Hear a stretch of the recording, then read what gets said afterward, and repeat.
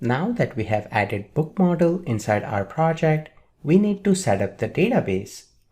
In order to set up the database, we need few packages.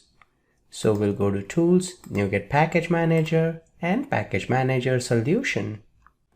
Here, the first package we want is Microsoft.Entity Framework Core. We'll select this. The version is 3.0. Looks good. Let's install this. These are all the Entity Framework packages that we are needing because we'll be using Entity Framework to access database. After this, we need .SQL Server. So we'll search for that and we'll be using SQL Server. So we'll add this package as well. And the final package that we'll need is Entity Framework Core.Tools. And this is required because we'll be running migrations. I will explain you in the next video what exactly migrations are, so don't worry, but these are the three packages that you need. If you remove and close this, your application should have these 4 packages right now. Okay, so with this we have installed all the necessary packages. Now we need to set up our connection string. Let's go to SQL Server real quick. And in here, when you try to connect, you need a server name. The server name that you see right here, localDB in bracket, /MS SQL localDB. This is the default server name that SQL Server has. So right here, we'll use this in our connection string. So let me just go back, and the connection string that we'll be adding will be inside app-settings.json as I explained before.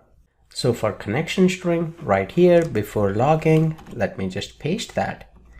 This is what you need to write. It will be connection strings with a plural s at the end and will set up a default connection. You can give default connection any other name that you want. Then for the server, we have the exact server name that we see inside SQL Server. Make sure this is aligned and also try to connect. Once you connect, this means that this server name is valid. After that, you can use the same server name here. Then for the database, we'll create a new database called BookListRaiser.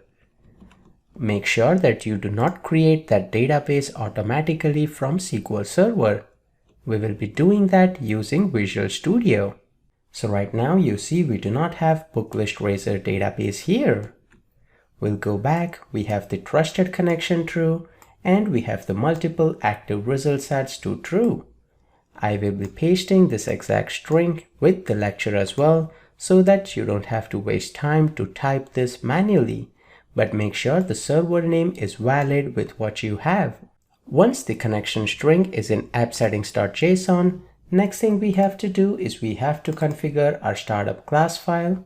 And let's do the configuration and run migrations in the next video.